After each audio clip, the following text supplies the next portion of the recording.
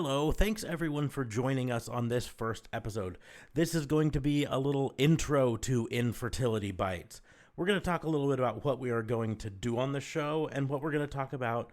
So to start off with some introductions, my name is Casey, and I'm joined on this by my lovely wife, Sarah. Hello. This podcast is going to discuss what we went through in our journey of infertility, as well as tell the tales of some other people who have gone through infertility or are currently battling infertility. This episode is mostly going to be an introduction to kind of set the tone for what to expect on future episodes. So to start off, we're going to get to know your hosts a little bit. Like I said, my name is Casey. I am a 42-year-old boy in a man's body. I'm a nerd, and I like nerdy things like superheroes and comic books and sci-fi shows and professional wrestling. And my wife puts up with it and rolls her eyes on the regular basis for it. So, We do watch a lot of wrestling. We do watch a lot of wrestling.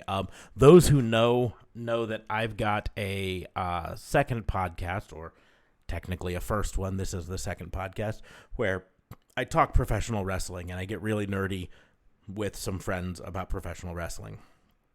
Really nerdy. Very nerdy. This is going to be a little bit more serious of a podcast. We're still probably going to have some fun. We're going to tell some fun tales and some serious tales and some sad tales, I'm sure.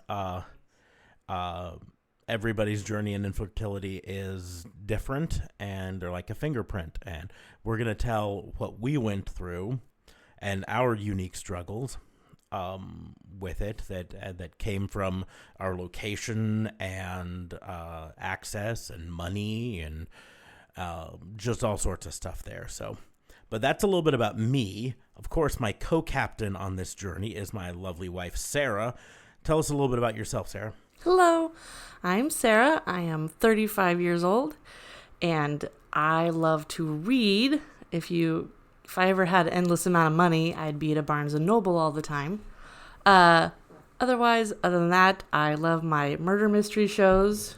Usually, Netflix puts on some really random Scandinavian type shows, and I do love those. I'm not very nerdy as much as my husband, and I had never watched wrestling until I had met him. And he tricked me. He got me married before he realized I didn't realize how much he loved wrestling until after we were married. Well, it wasn't so much a trick, or at least not a conscious trick.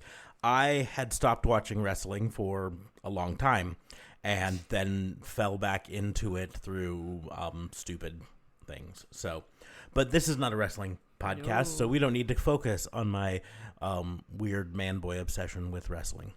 Like I said, every journey of infertility is like a fingerprint. It's going to be unique to the people going through it.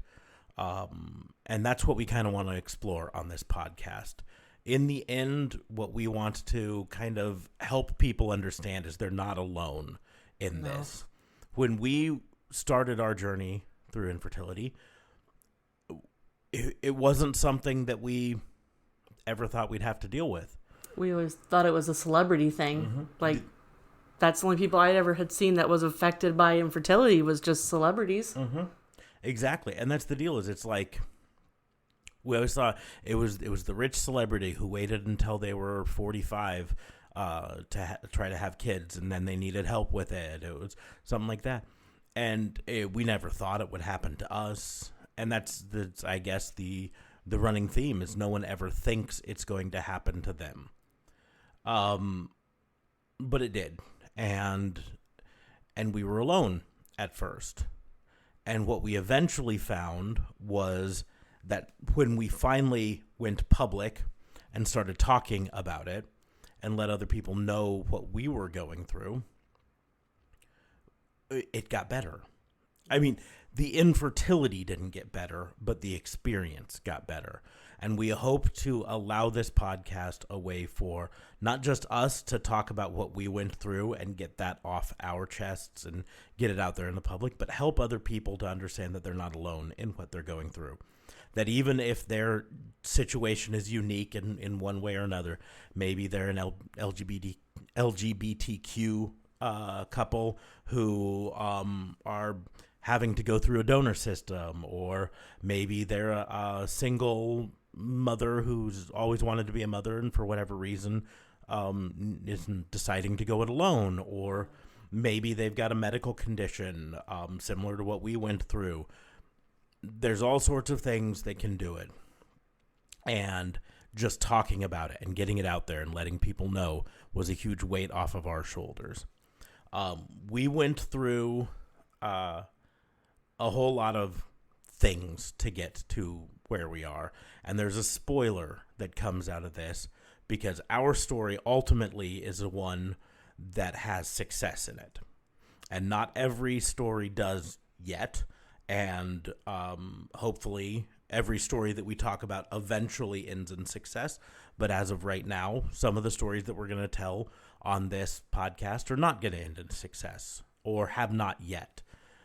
But it's something that they shouldn't have to suffer through alone and bear that weight all by themselves. Just realizing there's probably more people than you realize actually facing this problem. Yes. And that was the deal. And we'll go more into exactly how all this happens on future episodes. We don't want to hit everything right up front and just rush through it. We want to talk about things. But the thing that eventually helped us the most was when we decided that we were going to go through with actual doctors to figure out our infertility. And we knew that it was going to cost a lot of money. And a lot of money. And that's something we will talk about.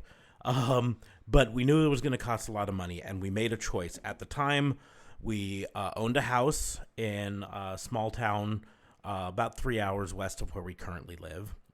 Kearney, Nebraska is where it was. And middle of the United States, basically. Yep, so smack dab in the middle. 1733 from Boston, 1733 from San Francisco. And we owned this house, and we knew we could probably take out a home equity loan and all that, but we also knew it was going to be a lot of money. So we made the decision to put up a GoFundMe, which is something that's common with people going through infertility. Because most insurances do not cover any of it. Especially here in Nebraska, many insurances don't.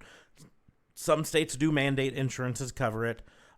Some companies do, and that's something we will talk about in future episodes as a little tip or trick for anyone who may be just beginning this journey. There's some tricks that you can do to help you out. But so we started this GoFundMe, and I remember up until us pressing publish on the GoFundMe, none of our family, for the most part, knew what we were going through. I think I may have mentioned it to my brother at one point, or my mom. But the most part, our family members didn't know about it. Sarah's family knew nothing about it. I sent out a very long, sadly to say, text message to my brother, my sister. I think I was planning on telling my mom and dad on the phone, but my brother and sister, I texted so they would, when they would see the announcement on Facebook, they weren't going to be like, wait, what? Mm-hmm. So, but yeah, literally it was I sent them a text and then we put that out on Facebook. But it hit me immediately after I pressed publish on that GoFundMe that this weight that I'd been bearing for literally years on my shoulders kind of lifted. It wasn't gone because we were still going through things, but it was... we were just starting. Yeah, we were still at the beginning of things, but it lifted and it wasn't so heavy on me. And then I found myself, as we went through it, talking to other people I didn't even know beforehand, talking to them about it. People at my job that I'd met half a dozen times. I knew their name, but wasn't exactly close to them. And then we start talking about it and find out that they're going through a similar situation themselves, so on and so forth. And so just the act of talking about it And hearing other people talk about it can make things so much better with this. And we're fortunate enough to live in an age where we've got things like Facebook and Twitter and Facebook groups and podcasts and all this stuff to help us through things. And we want to be part of that solution. So that's what this podcast is going to do. It's going to give not just us talking about our story, but we're going to read stories from other people who are going through it. Down the road, when we get a little bit more practiced at this, we might start doing some interviews, some Skype interviews or something with people to have them tell their own story. But for now, we're going to do as much as we can to get things out there to help lighten the load for other people. But like I said, our story ultimately is one of success, at least for now. We have a wonderful, she's now 2.5 years old, little Stella Faye. She is absolutely perfect. We never could have imagined her turning out so perfect. And we have doctors to thank for it. We often refer to her as our scientific miracle. We have some wonderful doctors to thank for it, and we couldn't have done it without them. And we'll get into the story eventually a little bit more about those doctors and how they helped us and the doctors along the road and how they may not have helped us. But Stella, 2.5 years old, right now she loves Blue's Clues and You. That's her favorite thing. So we come pick her up from daycare and come home, and by the time we're home, she's in Blue's Clues. Blue's Clues. With her little hand making a paw print. Doing the paw Blue's Clues. She also recently learned a word that we would prefer her not to say, but let's just say she spilled something the other day, and I saw her spill it in my frustration. I said, "Damn it!" And now that's one of her favorite words. But she is wonderful, and she's the light of our world, like Sarah said. And I hope that other people going through this can see that even if they haven't had success yet, to keep trying as much as they can. And it's stupid expensive, and we understand if they can't afford it, but to keep trying because it's worth it if they can. She is absolutely wonderful. But so, yeah, what's to come? Well, this is going to be kind of a short and sweet episode. On future episodes, we'll get a little bit more into our path, starting off with how long we've been together. As you noticed, maybe by our ages, we have a little bit of an age gap. How we met, how we came together, how long we've been together, and then eventually get to talking about the trials and tribulations that we went through in attempting to have a baby. This podcast is probably best designated for mature audiences.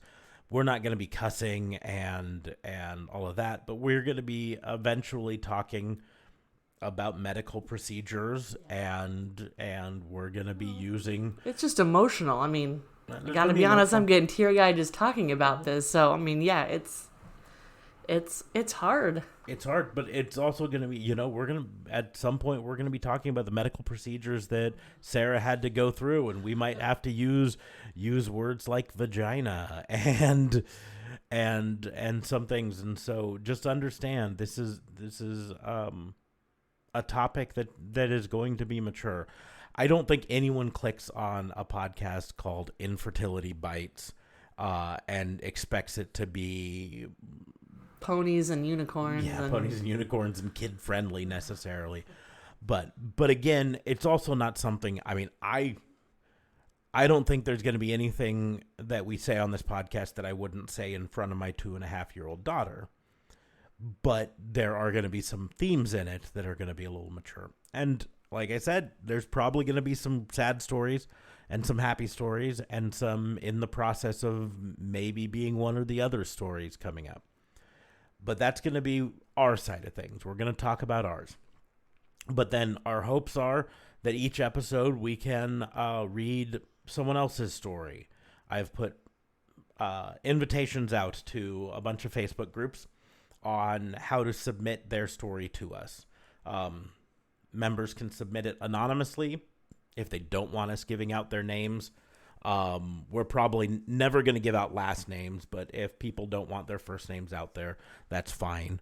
But there's going to be a link up on the Facebook page for us. We've got a Facebook page for Infertility Bites. We'll probably eventually have a Twitter page up. We'll eventually have a bunch of those things. We got an email address that they can email their stories straight to us at. All sorts of ways that they can get their information to us for us to talk about. But in the end, we want to help tell other people's stories. So each episode will have us talking a little bit about our path, but then us talking about other people's paths. Eventually, we might have some question and answer sections where people can send us questions about what we had to go through. And we try to, I had to go through it with you. I'm giving you the evil eyes right now. You are giving me the evil eyes. I'm never going to deny that I had the easiest part of this. There's no doubt about that in my mind. I got to drive her to the appointment and hold her hand in some of them, and some of them they wouldn't let me in the room because of stuff. I don't know. When I went under, they won't let you. But Sarah definitely took the brunt of this. But still knowing what we went through and having us answer questions is going to be something. And in the end, we might have some questions to pose out to other people. So like I said, if you're interested in this, if you have a story to tell, you can go to Infertility Bites on Facebook, just at Infertility Bites, and you can submit it through there. There's going to be a link there. Or you can just email it to us at infertilitybitespodcast@gmail.com. And tell us your story there. You can send us a message on Facebook if you'd like. You have a question or something? If you have a question, anything you need, we'd love to help you out. So that's what to expect in the future on this. We would love for this to become a podcast where eventually we spend more time talking about other people than talking about ourselves. But it is important for us to talk about ourselves and get it out there so other people know that they're not alone.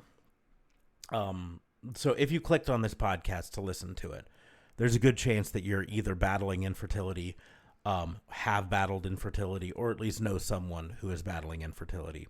So thank you for listening to this. We appreciate you giving us a shot. There's a lot of podcasts to listen to. We appreciate it. But pass the word on. Let other people know about us, and let them know that they're not alone and they can listen to us and they can submit their stories to us and they can get some help to get this catharsis of talking about it done. Because it's emotional. It is very emotional. And yeah, there's going to be laughs on this podcast. There's going to be tears on this podcast. There's going to be more tears from me. Yeah. Well, yeah, but I mean, there's side effect stories, because here's the deal. Your infertility battle doesn't end actually when you have a baby. Because here's the deal. Most people who have infertility, one baby's not the goal. 2 babies, 3 babies, 4 babies is the goal, right? Sarah and I had talked for years about how we both were the youngest of 3 kids. Yeah. So our ideal family is 3 kids, basically. And we, at the moment, have 1 and may have to resign ourselves to 1. We'd love to have another, but we'll see on that, because our infertility story isn't done. We're at a midpoint. And so, but there are things, not long after we had Stella, I had a little bit of a personal tragedy in my life with the death of my father. And we'll talk about that when the time comes with that. But I will put hard money right now that there will be tears on that episode too. So, but we hope to provide you with some entertainment, provide you with some insight in the future. And we hope that you enjoy what's coming. So that, I think, will wrap it up for the introduction to Infertility Bites. I don't know how often we're going to actually get these out. Again, we've got a 2.5-year-old, so our schedules might impact that a bit. But we're going to try to put this out as often as possible. So, well, stick around and help us through this journey. Yes, thanks for listening. Yes, we will see you soon. Bye. Bye.